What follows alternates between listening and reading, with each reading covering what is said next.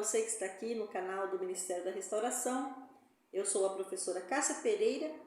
Seja muito bem-vindo e espero que o nosso tema de hoje, que a nossa aula de hoje possa te ajudar aí na sua caminhada com Deus, certo? Nós vamos estudar uma passagem aqui muito interessante. É uma passagem aqui do Antigo Testamento, no livro de 1 Samuel, no capítulo 30 de 1 Samuel. Vamos fazer uma análise aqui de uma situação que estava acontecendo na vida de Davi, certo?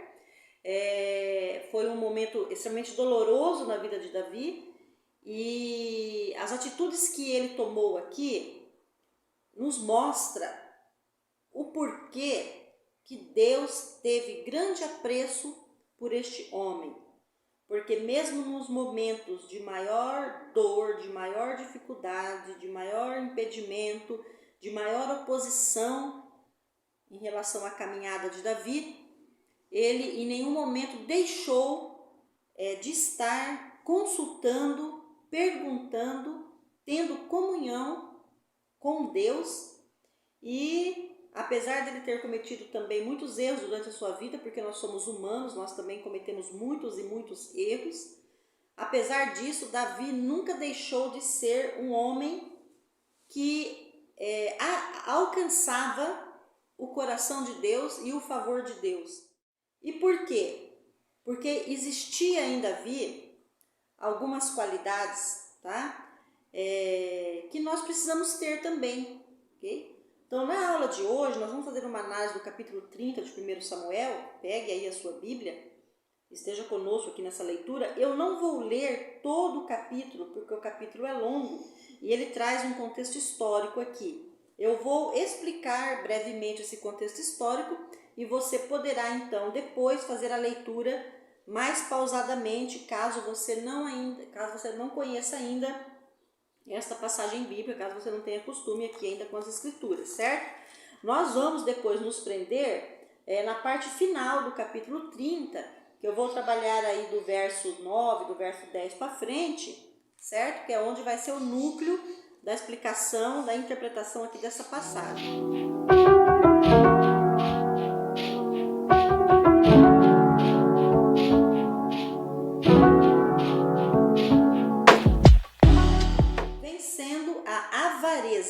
O exemplo de Davi. Quero dizer para você que num determinado momento aqui nós precisaremos pegar um pouquinho pesado, porque nós estamos trabalhando aqui com estruturas mentais, certo? Estruturas mentais, cultura familiar, costumes muito arraigados, certo? E que ele leva um certo tempo para começar a cair da vida de uma pessoa. Por isso que num processo de restauração, você tem que ter paciência, você tem que ter muita disposição, você tem que ter muita firmeza, você tem que ter muito foco. Por quê? Porque a restauração, quando chega na nossa vida, quando Deus entra com restauração na nossa vida, em todas as áreas que são necessárias, ela não acontece num piscar de olhos. Porque muitos estigmas, muita cultura, muita formação, muito ensinamento, todo padrão, toda a cultura que vem de família, isso é muito arraigado dentro de nós. E isso não sai de uma vez. Existe todo um processo de restauração que deve ser respeitado, porque a restauração ela é dolorida, causa dores, sabe? Porque são feridas que estão sendo tratadas, curadas, medicadas, até serem cicatrizadas, certo? Então, aqui nesse contexto, nós vamos trabalhar essa questão da avareza. O que significa a avareza? O que é ser uma pessoa avarenta? O que é ser uma pessoa mesquinha? Porque existe uma pequena, muito próximo o conceito entre avareza e mesquinharia. Mas existe aqui uma pequena diferenciação que faz toda a diferença, tá? E nós vamos explicar hoje nessa aula o que é ser avarento e mesquinho, ou o que é ser apenas avarento, ou o que é ser apenas mesquinho, o que significa ser as duas coisas. E isso precisa cair das nossas vidas. Nós não podemos, os filhos de Deus não podem possuir um espírito de avareza nem um espírito de mesquinharia. Porque tanto a avareza quanto a mesquinharia são características que fazem parte da natureza de Lúcifer. Não faz parte da natureza de Deus, certo? A natureza de Deus é prosperidade, abundância, bondade, misericórdia, justiça, salvação, restauração, qualidade de vida e acima de tudo, a benevolência, certo? Acima de tudo, o compartilhar com o próximo, o amor para com o próximo. Acima de tudo, é aquela pessoa na qual Deus prospera e Deus a prospera para que ela possa prosperar outras pessoas, para que ela possa mudar a vida de outras pessoas. A riqueza, quando vem de Deus, ela não vem egoísta, ela não vem para ficar presa em quatro paredes, ela não vem para ser dominada somente por uma pessoa. A prosperidade e a riqueza de Deus, ela chega para que haja uma mudança de cenário, uma mudança de restauração, para que venha socorro, suporte, ajuda, certo? É para isso que vem a riqueza de Deus. A riqueza de Deus sempre terá propósito, certo? Muito bem, e neste capítulo 30 do livro de 1 Samuel, Davi vai justamente se deparar com uma mentalidade, né, daqueles soldados que estavam com ele vai se deparar com esta mentalidade de avareza. E ele vai quebrar, certo? Ele vai quebrar esta mentalidade com uma atitude que ele vai ter. Né? Então o ensino aqui é muito importante. Eu coloquei aqui a análise de 1 Samuel, do capítulo 30. Coloquei 3 pontos de análise aqui. O contexto histórico, o processo de conquista de Davi e as dores que surgem durante o processo. Então aqui eu vou falar brevemente do que estava acontecendo. Davi estava vivendo um momento, certo? Em que ele estava refugiado, em que ele estava isolado, ele estava vivendo no deserto. Davi estava sendo perseguido por Saul. Saul foi o primeiro rei, né, de Israel, e depois Saul ficou muito enciumado, muito preocupado, achando que Davi queria pegar o seu lugar, queria pegar o seu trono, porque Davi começou a ser aclamado, aplaudido, não é, respeitado. Então, Davi ele começou a sofrer uma profunda perseguição e ele teve então que ir para o deserto, se esconder, né, fugir de Saul, porque ele não quis matar Saul, né? Ele disse assim: ai de mim, levantar a mão contra um ungido de Deus. Ele tinha suas qualidades, não é? E aí então ele começa a construir um grupo, junto com ele começa a se unir homens bandidos, desregrados, e ele forma um bando, né? Ele chama Davi o seu bando, e ele já estava ali com um bando de 600 homens, né, aproximadamente, a Bíblia vai falar aqui de 600 homens, e Davi, nesse período da vida dele, ele estava atuando, na verdade, como um mercenário, não é? Então, era muito comum naquele período, os reis, quando eles iam para as guerras, se ele não tivesse um exército suficiente para enfrentar o seu inimigo, ele contratava outros grupos de soldados, outros grupos de combatentes, né, que hoje nós falamos de mercenários, né, mas naquela época era muito comum esses soldados serem contratados. Inclusive Davi, depois que foi rei, contratou muitas vezes grupos de combatentes, né, para ajudá-lo. Ora, então os filisteus, né, que eram um grupo de pessoas que viviam ali também na região, os filisteus estavam em guerra com outro grupo, os filisteus estavam invadindo aqui uma região chamada Afeca, né? E os filisteus iam combater aqui para dominar esse território, e um comandante aqui dos filisteus chamado Aquis, ele era muito amigo de Davi, e Davi durante muito tempo foi contratado por Aquis, e durante muito tempo Davi batalhou, né, ajudando Aquis. E quando Aquis e os seus soldados se juntam com os filisteus ali, ele também leva Davi, o bando de Davi, para apoiar. E quando os filisteus estavam indo naquela direção de Afeca para guerrear, o bando de Davi vinha na retaguarda, vinha atrás. Mas os príncipes dos filisteus não gostaram desta junção. Os príncipes dos filisteus chamaram Aquis e questionaram Aquis do porquê que Davi e o seu bando estava os acompanhando nesta batalha. E Aquis então diz, né, porque os filisteus falam assim: olha, nós somos inimigos de Israel, você sabe, sempre teve problemas entre nós e Israel, como é que você chama Davi, que é um comandante de guerra, né, que é um israelita, para guerrear conosco? Ele vai nos trair. Aí, não vai nos trair, Davi está muito tempo conosco, Davi está muito tempo comigo, e em nenhum momento ele se mostrou infiel, nunca se mostrou infiel, sempre foi correto, nunca achei nele nada que o desabonasse. E aí então os filisteus levantaram um argumento muito complicado sobre Davi. dizendo assim para Aquis, né? Ora, ele está assim porque ele está em guerra com Saul, mas para fazer as pazes com Saul, ele pode se levantar contra nós, ele pode cortar as nossas cabeças, levar para o rei Saul, que é nosso inimigo, para poder fazer as pazes com Saul. Ou seja, para fazer média com Saul e limpar, né, a sua barra, ele vai nos trair, vai nos matar e vai entregar nossas cabeças para Saul. E aqui disse, não, Davi não possui essa natureza, né, porque seria mais fácil Davi se afastar do que fazer isso também com os filisteus, porque Davi ele não era um traidor, tá? Mas não teve jeito. Então Aquis teve que chamar Davi e explicar para Davi. Davi ficou muito decepcionado, Davi questionou isso, por que vocês estão fazendo isso comigo, né? Durante todo esse tempo eu nunca dei mostras da minha infidelidade. Davi ele argumentou. Tá? Então isso pode acontecer com você, certo?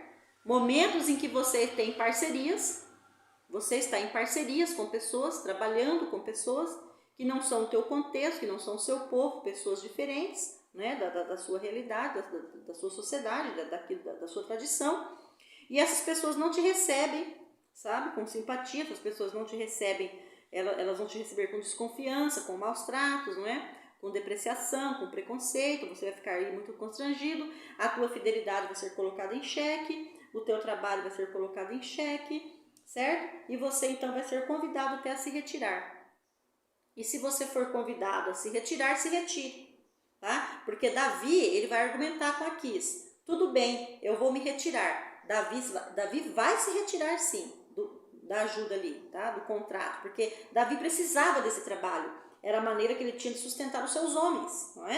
Então ele trabalhava na guerra para dar comida para os seus homens, certo? E naquele tempo, quando você ganhava uma guerra, os despojos, né? Que os bens ali daquele povo vencido ficava para você. Então era uma forma dele manter também o seu exército com carne, com roupas, né? Com abrigo, com tendas, cavalos, armas. Era um trabalho. E ele então foi convidado a se retirar da companhia daquele grupo. E ele vai sair, ele se retira sim. Ele se retira e ele volta para a cidade dos filisteus, aonde ele estava, tá? Ele estava ali escondido na cidade dos filisteus, e quando ele saiu para guerrear com os filisteus, ele havia deixado nessa cidade as suas duas esposas, que é a Ainoã e a Abigail, né, e os seus filhos também, e também as famílias dos soldados. Então toda a família do bando de Davi e também a sua família estavam ali na cidade, certo? Em Ziglag. Ele volta para Ziglag, que é uma cidade dos filisteus, e fala aqui no capítulo 30, que sucedeu, pois, que quando Davi e os seus homens, ao terceiro dia de caminhada a Ziglag, quando ele chega em Ziglag, a cidade de Ziglag havia sido dominada, invadida pelos amalequitas. E os amalequitas naquele período era um povo muito, muito sanguinário, muito cruel, tá? Os amalequitas eles foram profundamente repudiados por Deus, tá? Porque os amalequitas atacaram Moisés lá no deserto, ok? Então foi um povo que Deus mandou extinguir da face da terra. Os amalequitas então invadiram Ziglag enquanto Davi não estava lá, porque eles eram covardes, eles tinham essa mania de invadir quando ficavam só mulheres, idosos e crianças. Então eles vinham, tanto que no deserto eles invadiram o acampamento de Moisés. Quando Moisés estava lutando com os soldados contra outros grupos, eles invadiram o acampamento para matar e prender ali mulheres, idosos e crianças, certo?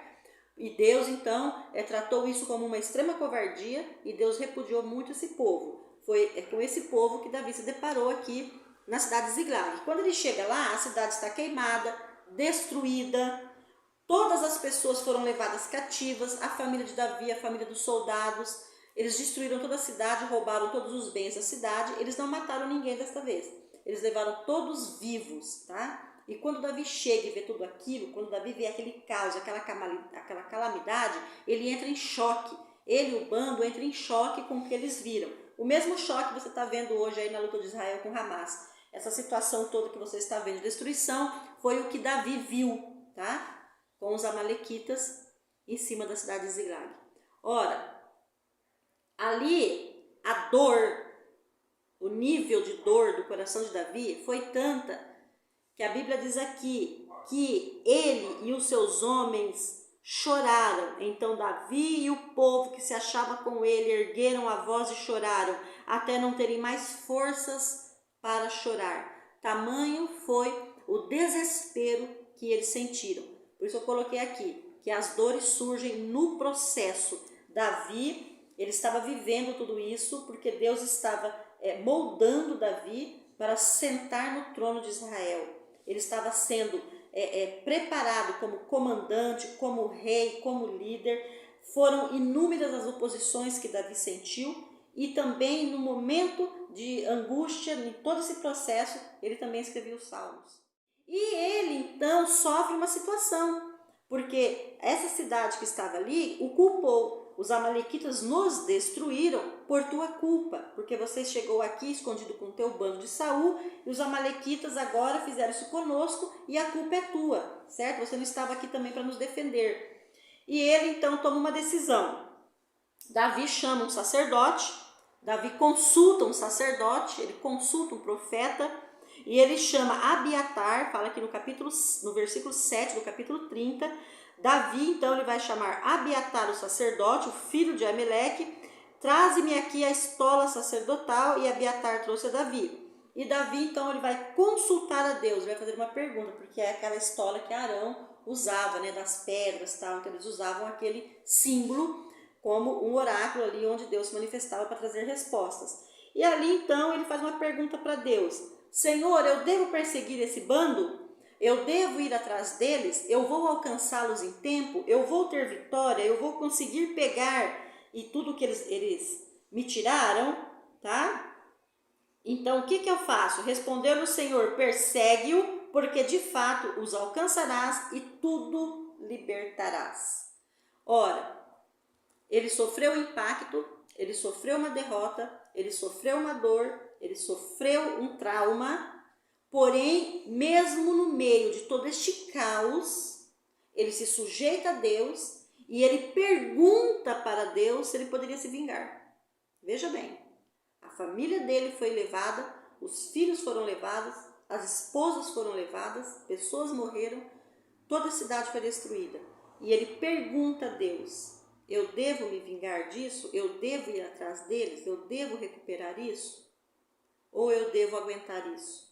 E Deus disse assim: não, é para você agir, porque eu te restituirei naquilo que te roubaram. Então veja, o primeiro princípio aqui para você de restauração: não importa se você foi desprezado, não importa se você foi rejeitado, não importa se convidaram você para sair, você deve sair sim. Nós não devemos impor nossa presença onde nós não somos convidados, onde nós não somos aceitos. Jesus mandou bater a poeira do pé e ir embora. Vá embora sim, se você está sendo convidado a se retirar do lugar, pegue suas coisas e vá embora, porque tem outros lugares para Deus te dar muito melhor.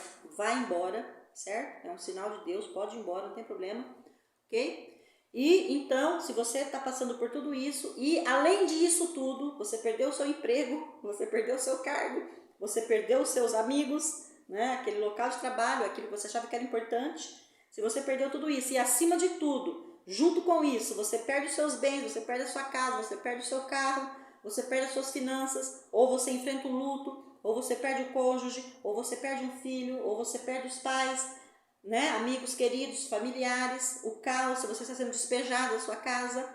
Então veja, este trauma pelo qual você está passando, esse terrorismo que vem da parte de Satanás contra a sua vida, toda essa situação que vem para te destruir, para te angustiar, para te envergonhar, quando você estiver passando, ou se você está passando, ou se você vier a passar, ou se você já passou, quando tudo isso acontece na vida de uma pessoa, independente de tudo isso, aqui existe um ensinamento de restauração.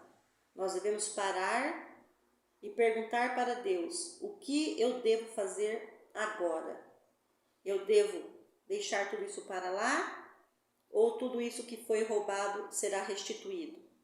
É claro que nós estamos num tempo e num contexto diferente. Você não vai pegar arco, flecha, lance e revólver e não vai sair por aí matando ninguém.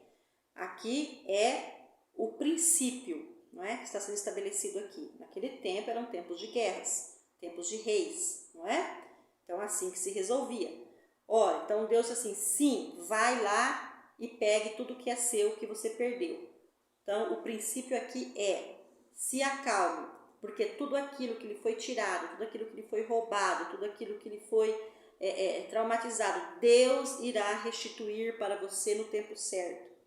Dependendo da sua postura, dependendo do seu comportamento, dependendo de como você vai enxergar a situação, dependendo de como você vai se colocar diante de Deus, qual a sua posição diante de Deus, tá? De obediência, de sujeição ao poder de Deus, porque o que ele falou assim, né? Sujeitai-vos a Deus e Satanás correrá de vós. Sujeitai-vos a Deus e Satanás correrá de vós, não é? Então, quando nós nos sujeitamos a Deus, todo o terrorismo de Satanás ele começa a cair, porque o próprio Deus vai tirá-lo daí da sua vida e dos acontecimentos que estão aí te atribulando. Davi, então, ele possuía 600 homens. Quando Davi vai atrás dos amalequitas, o bando de Davi está muito cansado, muito debilitado, por causa já das batalhas anteriores. E quando eles atravessam um determinado rio, né, quando eles chegam em um determinado lugar, ali, 200 homens não aguentam, tá? Dos 600 homens, 200 homens não aguentam continuar a perseguição. O que Davi faz? Davi determina que esses 200 homens fiquem ali no acampamento, naquele lugar, fiquem ali descansando, fiquem ali recuperando as forças, se alimentando, e ele continua a perseguição com os outros 400 que ainda possuíam força física para a batalha. No capítulo 30, do verso 9 ao verso 10. Partiu, pois, Davi, ele e os 600 homens que com ele se achavam, e chegaram ao ribeiro de Besor, onde os retardatários ficaram, os cansados. Davi, porém, e 400 homens continuaram a perseguição, pois que 200 ficaram atrás por não poderem, de cansados que estavam, a passar o ribeiro de Besor. Acharam no campo um homem egípcio e o trouxeram a Davi, deram-lhe pão e comeu e deram a beber água. Deram-lhe também um pedaço de passa de figos secos e 2 cachos de passas, e comeu, recobrou então o alento, as suas forças, pois havia 3 dias e 3 noites que não comia nem pão e nem bebia água. Então veja bem, Davi respeitou o limite físico no processo de conquista. Quando você está num processo de restauração e você já está entrando num segundo nível dessa restauração, que é o nível da restituição dos seus bens, que é o nível de conquista financeira, que é o nível onde Deus já está trabalhando a estrutura de bens financeiros, profissionais e de prosperidade. Neste processo, é um processo muito árduo, que vai requerer muito trabalho, muita energia, não é? Muito dia a dia ali. Eu, por exemplo, acordo às 5 da manhã para orar, não é? Não é fácil acordar às 5 da manhã todos os dias para orar e ouvir a Deus para poder preparar uma aula. Não é fácil, mas eu estou ali, porque é um processo de conquista, é um processo de trabalho, é um processo onde nós arregaçamos as mangas e nós trabalhamos para o reino de Deus e Deus trabalha para nós. Nós trabalhamos para o reino e Deus trabalha para nós, certo? E nós também trabalhamos nas nossas atividades naturais. Ora, então, neste processo de conquista de Davi, quando ele vai atrás desse povo para pegar de volta o que era dele, para conquistar novamente os seus bens, certo? Ele respeita o processo, o físico daqueles que estão com ele. Então, você também deve respeitar o ritmo de algumas pessoas que estão ao seu redor. Porque se você é muito ágil, muito forte, muito disposto, não é? Se você é ligado a mil por hora na tomada, como diz o ditado, algumas pessoas não são. Você também deve respeitar o ritmo de cada pessoa, naquilo que as condições físicas dela permitem o trabalho, naquilo que o desenvolvimento intelectual dela, naquilo que a personalidade dela, não é? Naquilo que ela vai fazer. Você não pode colocar pessoas em lugares errados, coloque a pessoa no lugar certo para que ela produza de maneira que condiz também com a personalidade e o ritmo daquela pessoa. Você deve respeitar, sabe, as pessoas que estão com você neste processo. Seja você empresário, empresária, não importa, seja você que esteja na liderança, comandando, né? Seja você o cabeça, o chefe, a pessoa que está responsável por outras pessoas. Então, você deve respeitar aí o andar de cada um. Davi respeitou 200 homens. E não, gente, 200 homens fazia muita diferença para ele numa batalha. Mas ele respeitou. No capítulo 30, do verso 11 ao 16, Davi mantinha a sua palavra. Davi sempre mantinha a sua palavra. A Bíblia diz, Jesus diz assim, seja o seu falar sim, sim, não, não. Davi sempre mantinha a sua palavra. Quando ele está indo atrás dos amalequitas para recuperar os bens e a família, ele se encontra com um egípcio perdido ali no meio da caminhada. Fazia 3 dias que esse homem não bebia e não comia, e ele havia sido abandonado pelo senhor dele, que era o amalequita. Ele era do bando dos amalequitas, esse egípcio, e ele ficou doente, né, cansado, debilitado, ele ficou doente, ele foi então abandonado, esse egípcio, tá? Discriminado. Davi então trata dele, da água, da comida, deixa eles recuperar, deixa ele restituir as forças, e Davi então faz uma pergunta: você pode me ajudar? Aonde eles estão? Que caminho eles seguiram? Onde eles estão acampados? E o egípcio diz assim: se eu te passar essas informações, você dá a sua palavra de que você não vai me matar? Sim, eu dou a minha palavra de que eu não te matarei. E o egípcio então passa para Davi as coordenadas. O que isso quer dizer? 2 coisas. Conexões. No seu processo de restauração em relação aos bens, porque aqui nós estamos trabalhando agora questões financeiras, tá, gente? Nós vamos trabalhar a questão da avareza. A avareza vai ter que cair, porque você aqui, nós estamos dando um exemplo aqui de restauração no âmbito de finanças, no âmbito da prosperidade, da conquista de patrimônio, certo? Ora, neste processo de conquista de patrimônio, e Deus só vai te dar conquista patrimonial depois que Ele restaurou o teu espírito, depois que Deus curou outras áreas da sua vida. Inclusive aqui nós vamos falar que é necessário curar a sua avareza e a sua mesquinharia para que você tenha o que Davi teve, tá?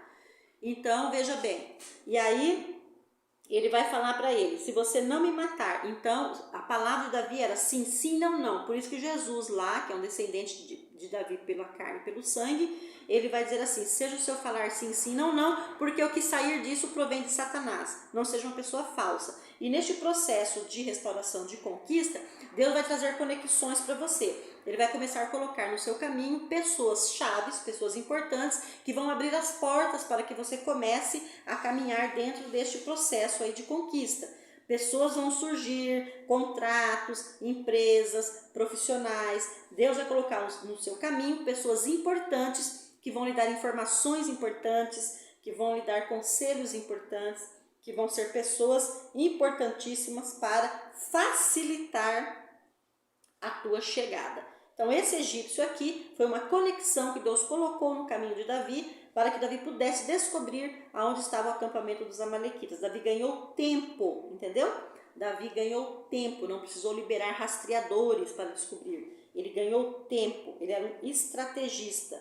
E ele disse para o egípcio: sim, não, fique tranquilo, porque a sua vida eu não vou tirar, tá? O egípcio disse assim no verso 15: jura-me por Deus que não me matarás, nem me entregarás nas mãos de meu senhor, e descerei e te guiarei a esse bando, tá? E descendo, guiou Davi.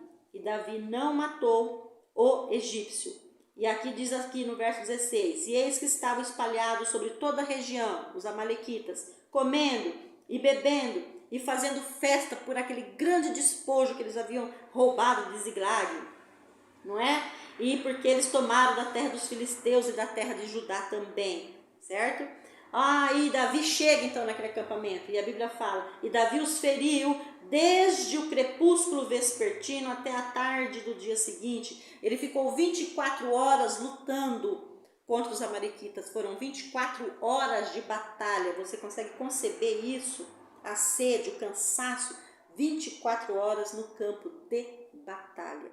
E nenhum deles ele deixou escapar, senão somente 400 pessoas, 400 rapazes que montaram nos camelos e fugiram. Ele deixou esses 400 fugirem porque para ele também já não interessava mais, tá? Aí Davi salvou tudo que havia tomado os amalequitas, também salvou as suas esposas, os seus filhos. Não lhes faltou coisa alguma, nem pequena, nem grande, nem filhos, nem o despojo, nada do que eles haviam tomado. Tudo Davi tornou a trazer novamente. Também tomou Davi todas as ovelhas e o gado, e o levaram diante de Davi, e diziam: este é o despojo de Davi. Ora, veja bem, Davi, ele não só recuperou tudo que havia sido roubado deles, dos filisteus e deles também, na cidade de Ziglag. Ele não só recuperou, como ele também pegou os despojos dos amalequitas, que diz aqui, as ovelhas e o gado que ele pegou, e ele dizia aqui, ó, e isso ia à frente diante de Davi, e este é o despojo de Davi. Então, aquilo que ele havia pego do amalequita era dele. Foi o pagamento da guerra dele. Então, aquilo que ficou dos bens, porque era costume naquele tempo, né? Se você vencesse o inimigo, você pegava também os bens para você. Ora, ele devolve os bens dos filisteus, ele devolve os bens do povo judeu que estava ali, e os bens dos amalequitas ficou para ele. Esse foi o despojo dele, que daí é quando ele sustentava o seu bando, tá? Então, Deus, ele sempre vai pagar pelo seu trabalho. Deus nunca deixa de pagar ninguém. Tudo aquilo que você fizer para Deus, tudo aquilo que você consagrar a Deus, tudo aquilo que você pedir para que Deus abençoe, todo comando que Deus der para você na sua vida profissional, nas suas conquistas financeiras, que você honrar a Deus, tá? Com seus dízimos, com suas ofertas também, tudo que você fizer para Deus, Deus vai te abençoar e Deus não vai te deixar faltar. Inclusive, Deus não só vai restituir o que você já perdeu, como ele restituiu na vida de Jó, não só haverá uma restituição, como haverá novas conquistas que vão agregar o seu patrimônio, tá? Você vai recuperar o que tinha e vai ganhar mais ainda, vão vir coisas novas que você não tinha, ok? Esse é o Deus da misericórdia e da prosperidade para aqueles que o amam. Vamos aqui agora, no capítulo 30, do verso 21 a 25, que vai ser o encerramento da aula e o núcleo do estudo. Davi distribui em partes iguais os lucros, ensinando seus soldados que a avareza não vem de Deus. O fato de um ser mais forte ou mais saudável, isso não o faz superior ao que está debilitado, cansado, triste ou doente. Davi reconhecia a importância de todos. Ora, o que aconteceu aqui? Davi, ele vai estabelecer a divisão da presa. Ele vai estabelecer aqui a divisão da conquista entre os soldados. Olha aqui o que a Bíblia vai dizer. Davi veio ao lugar onde os 200 homens tinham ficado por estarem exaustos e não o poderem seguir. Eu estou no verso 21 do capítulo 30. E a quem haviam permitido que permanecessem em Vadibizor, né, o rio lá de Bizor. Eles saíram para se encontrar com Davi e com o povo que estava com ele. Esses 200 homens saíram para se encontrar com Davi. Quando Davi aproximou-se, ele os saudou. Ele saudou esses 200 homens que estavam descansando. Alguns dos homens que tinham ido com Davi, alguns dos homens, um grupinho ali dos 400 que tinham ido lutar com Davi, tá? Porém, eram homens maus, porque Davi tinha um bando e muitos ali tinham sido bandidos, presos, homicidas, tá? Tinha gente boa com ele, tinha gente ruim com ele, tá? Você vai andar nesse mundo onde existem pessoas boas e pessoas ruins. E você vai ter que saber lidar com todas elas. E aqui ele disse assim, e esses homens eram maus, inescrupulosos, e disseram, eles não foram conosco, Davi, então não lhes devemos dar nada do que recuperamos. Cada homem deve pegar sua esposa e seus filhos e ir embora. Só isso. A gente vai te entregar tua esposa, teu filho, você pode ir embora. Você não lutou, dinheiro aqui você não vai ganhar. Então Davi falou, veja bem, não, meus irmãos, não vamos fazer isso com os bens que Deus nos tem dado. Oh, meu Deus, olha isso. Oh, gente, isso mexe comigo. Olha, não vamos fazer isso com os bens que Deus nos tem dado. Ele nos protegeu e entregou em nossas mãos os roubadores que nos atacaram. Ninguém há de concordar com o que vocês estão dizendo? Não.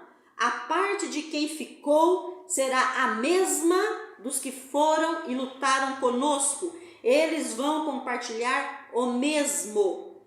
Desta forma, desde aquele dia até os dias de hoje, Isso ficou estabelecido como regra em Israel. Se perpetuou o costume da partilha em Israel. Por isso que o povo judeu é um povo próspero. Eles se ajudam entre si, eles compram dos seus irmãos, eles compram no mercadinho do irmão, no açougue do irmão, eles trabalham no banco do irmão, eles trabalham com as empresas. Você está entendendo? Isso se perpetuou em Israel.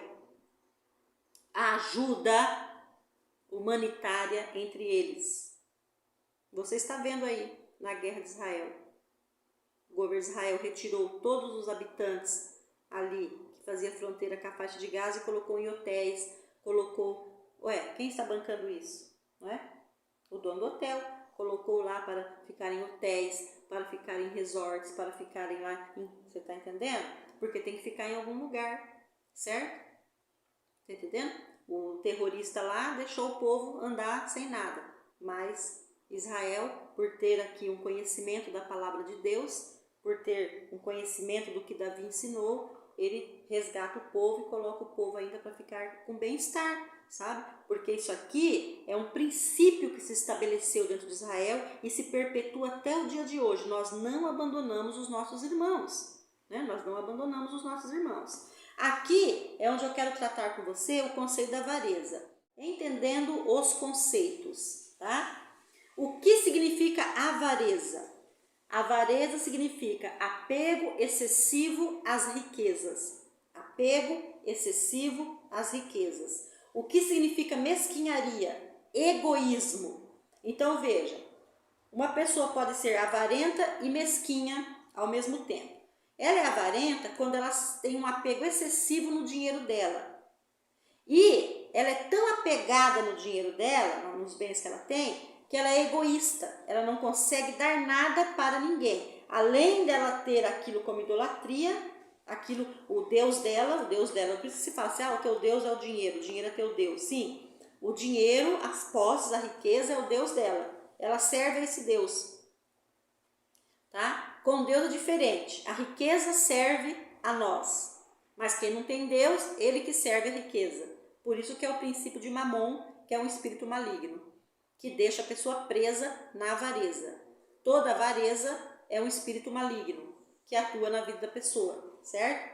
Então essa pessoa tem que ser livre desse espírito que atua na mente dela, nos sentimentos dela, que faz com que ela fique presa excessivamente às riquezas e não consegue compartilhar nada com ninguém, tá? Não consegue compartilhar nada com ninguém. A pessoa ela pode ter R$1 milhão e não conseguir comprar uma pizza porque ela acha caro.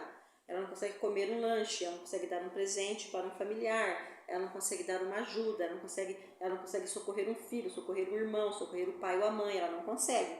Ela não consegue porque ela tem tanto apego naquela riqueza que ela não consegue estender a mão para o próximo, ela se torna mesquinha, ou seja, ela se torna egoísta. Isso foi o que Davi quebrou. Então esse grupinho dos 400 aqui, eles tinham avareza e mesquinharia, inescrupulosos. A avareza e a mesquinharia se transformam numa falha de caráter, se transforma numa atitude inescrupulosa diante de Deus, se transforma numa maldade. Deus vê isso como maldade, como inescrupuloso, como mau caratismo, tá? Então precisa ter restauração, precisa chegar restauração na mente de pessoa avarenta e egoísta, mesquinha, porque ela está cativa, entendeu? Nos princípios de Satanás, certo? Isso pode ter acontecido com a vida dela por inúmeros fatores, por criação, pelo contexto familiar, pelo meio do qual ela vem, por traumas, por excessiva pobreza, depois ficou bem de vida, depois não consegue se libertar. Então é aquele ditado assim, sabe? Eu saí da pobreza, mas a pobreza não saiu de mim. Eu era pobre e fiquei rico, mas espiritualmente, mentalmente eu ainda sou pobre, porque eu não consigo nem usufruir daquela riqueza que eu tenho.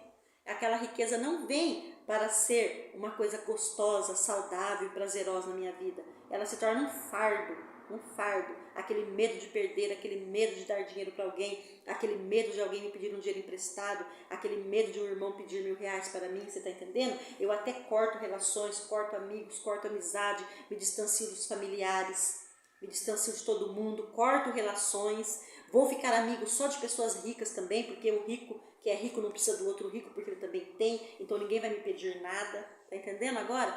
Você está entendendo agora que na sua família e no seu contexto você está detectando pessoas assim? Porque ela está debaixo de uma regência espiritual que não vem da parte de Deus, ela precisa ser liberta, tá? Então Davi, ele quebra esse ciclo. Davi, ele quebra esse ciclo de mentalidade na vida dos soldados. E ali, então, ele dá uma aula, um ensinamento. Por isso ele foi chamado um homem segundo o coração de Deus. Tá me entendendo como que é? Porque ele sentia a essência, dentro dele existia uma essência natural de Deus nele, sabe? De Deus nele. A visão desse líder era completamente oposta à visão de todos eles ali.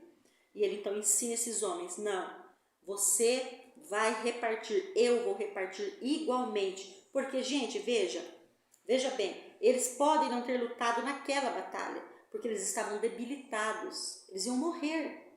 Davi preferiu lutar com 400 e depois continuar com 600 do que levar aqueles 200 debilitados e morrer no campo de batalha e ele perderia os 200. Entendeu como é que é? Ficaria só com 400. Então foi um momento de recuperação de energia. Quem, em determinado contexto de conquista, em determinada situação, quem está apto para estar comigo ali? Quem está aguentando essa parada? Quem está aguentando esse arroxo? Com quem eu posso contar ali? Aquele não dá, aquele precisa de um descanso, aquele está debilitado, aquele está depressivo, aquele está triste, ele está traumatizado, ele não consegue reagir, ele está em choque. Deixe ele se recuperando no hospital de Deus. Deixe ele se recuperando no hospital de Deus. E nós vamos para a batalha com Deus. Ok? Muito bem. Então ali, esse princípio de restauração, você precisa ter a sua mente restaurada, o seu comportamento restaurado. Se existe em você esse apego excessivo ao dinheiro e à sua riqueza, porque você possui algum trauma, eu quero dizer que Deus quer restaurar você. Deus quer tirar isso de você para que você possa enxergar a prosperidade de uma maneira diferente. E se existe esse egoísmo no qual você não consegue compartilhar, porque o egoísta ele quer tudo para ele. Ele quer tudo para ele. Se tiver 4 pessoas numa mesa, certo? E tiver 4 pedaços de pizza, e uma daquelas pessoas não quiser a pizza, ele fala, não, mas eu quero, você deixa pra mim. Deixa pra mim que eu levo embora pra casa. Não, mas não, eu levo. Nem que eu esteja muito cheio, mas eu dou um jeito de comer, porque eu não vou abrir mão disso daqui não. Foi pago, eu não vou abrir mão disso aqui não. Não tem nenhum problema você levar um pedaço de pizza pra casa. Manda embrulhar, pode levar, não tem problema nenhum. Eu estou dizendo aquela ganância excessiva, né, de lançar mão daquilo que nem é teu. Porque se eu não comi o pedaço de pizza é meu. Eu vou pedir para embrulhar e levar para a minha casa, para que alguém da minha casa coma. Eu não estou dando para o outro lá, o outro vem, não, então dá para mim que eu vou comer, né? O outro já vem, invade, pega o seu pedaço, tá entendendo como que é?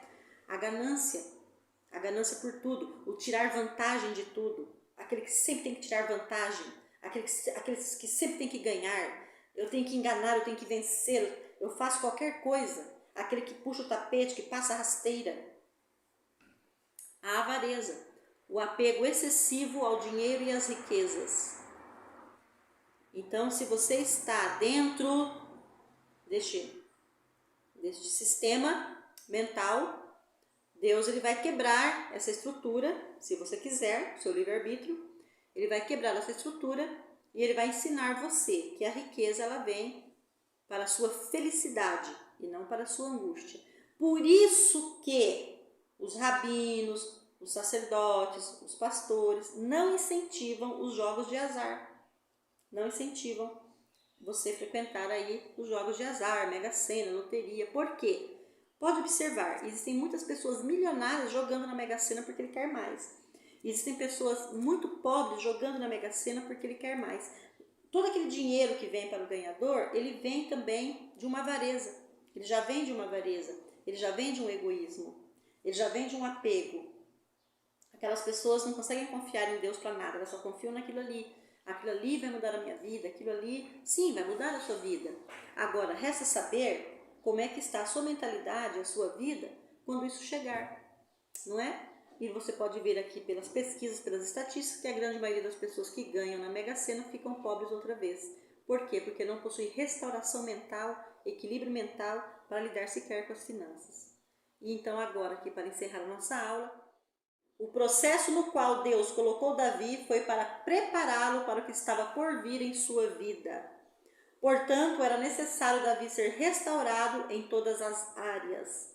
A ganância, a avareza, o egoísmo, a dúvida, isso não tinha mais espaço. Deus restaurou a mente, o espírito e o físico de Davi. Deus não vai te colocar sobre o muito enquanto você não governar sobre o pouco. Por isso que o mundo te coloca sobre o muito de uma vez. Quando você ganha uma grande fortuna na Mega Sena, o mundo colocou sobre você uma grande quantidade de riqueza de uma só vez. Você nunca foi preparado sequer para cuidar do pouco. Você não sabe nem sequer cuidar do pouco. Então, quem dirá cuidar do muito? Por isso, muitas pessoas voltam a ficar pobres outra vez, porque elas não sabem administrar. Outras não ficam pobres, porque a avareza dela é tanta, certo? Que ela nem sequer compartilha nada com ninguém, não dá nada para ninguém, então o dinheiro não acaba. E ela não dá nada nem para ela mesma. Nem para ela mesma, tá? Ela vive miseravelmente, tá? Com aquilo ali. Ela não consegue ter uma visão ampla, certo? De felicidade. O dinheiro é um fardo. Ele trabalha para manter aquele dinheiro, para que aquele dinheiro não acabe. Ele não muda a vida de um irmão, a vida de um sobrinho, a vida de um pai, de uma mãe, ele não muda a vida de ninguém. É só para ele. E ele também, ao mesmo tempo, não sabe usufruir daquilo, porque como a avareza e a mesquinharia está dentro da mente dele, dentro do espírito dele, está sobre ele mesmo. Então está em relação às outras pessoas, está em relação a ele mesmo, está sobre ele mesmo. Tá? Ele também sofre, porque ele também não sabe usufruir, ele não consegue ter uma qualidade de vida. Ele pode ter aí, compra um bom carro, gostei desse carro, gostei dessa casa, tá? Mas tudo que ele vai fazer assim, sabe, requer às vezes até constrangimento. Vai numa padaria para comprar alguma coisa, mas quanto que é isso? Nossa, como é caro. Costuma pôr preço em tudo. Nossa, como isso é caro. Nossa, você está me roubando. Nossa, isso não vale. Certo? Sempre assim, questionando, né? O trabalho de outras pessoas, certo? E sempre querendo mais, porque o avarento, ele é tão apegado à riqueza que ele nunca se contenta também com o que ele tem. Ele sempre quer mais, e ele sempre dá menos. Por isso ele é um servo de Mamon.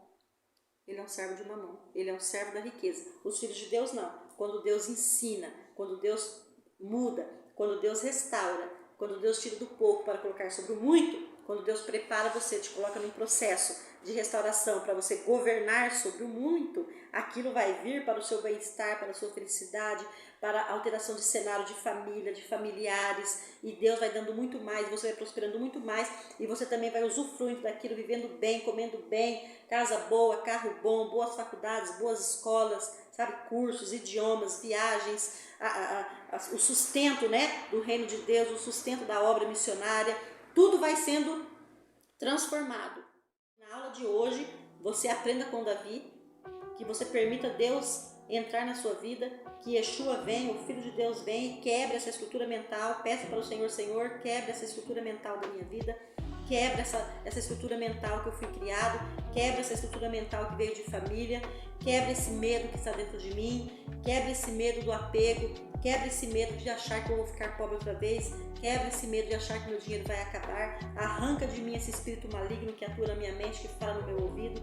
Ore a Deus, peça essa restauração, fala, Senhor, quebra essa casca de tartaruga que está sobre a minha cabeça, deixa o seu ensinamento entrar, deixa a sua lei entrar, deixa, Senhor, a sua restauração entrar em mim, me faça uma pessoa melhor, me faça uma pessoa grande, me ensina a cuidar do pouco para me colocar sobre o muito. Senhor, eu sei que o Senhor tem uma coisa grande para mim, um grande lugar, um grande cargo, uma grande empresa, um grande acontecimento na minha vida, uma grande alteração de cenário. Me ensina a ser uma pessoa melhor, não deixe eu ser inescrupuloso, não deixe eu ser maldoso, não deixe eu ser mau caráter, que a sua palavra seja uma lâmpada para os meus pés, que eu caminhe um caminho onde a sua luz ilumine esse caminho, clareie os meus pés e meu caminho para que eu ande no caminho reto. A palavra de Deus nos guia para o caminho reto, certo? A palavra de Deus nos guia para o caminho reto. E não existe nada que Deus não possa curar, não existe nada que Deus não possa restaurar, não existe nada que Deus não possa fazer, certo? Independente de qualquer que seja a sua debilidade, a sua fraqueza, a área em que você tem maior debilidade, não importa. Deus vem e restaura tudo. Que você estude aqui o livro de 1 Samuel, capítulo 30, que você aprenda com Davi, que foi um homem segundo o coração de Deus, que você aprenda com as Escrituras, que você aprenda com Yeshua e que você possa ser uma pessoa que venha se autogovernar de uma maneira como você nunca fez até aqui, que você possa governar a sua casa, governar a sua empresa, governar as suas finanças, que você seja restaurado nesta área, que todo o espírito de avareza, de mesquinharia caia da sua vida, que você seja liberto desses grilhões, que você seja liberto dessa impiedade, que o chicote do cruel caia da sua vida, que você não venha mais ser açoitado por Satanás, que você venha ser liberto em nome de Yeshua e que você seja uma pessoa restaurada e que você possa mostrar e ensinar a muitos o que Yeshua está ensinando aqui para você. Que você, se você não for inscrito ainda no canal, que você se inscreva, você compartilhe isso aqui para outras pessoas, que você deixe o seu like e que você seja muito abençoado no dia de hoje. Shalom Adonai para você, até o nosso próximo encontro, se Deus quiser.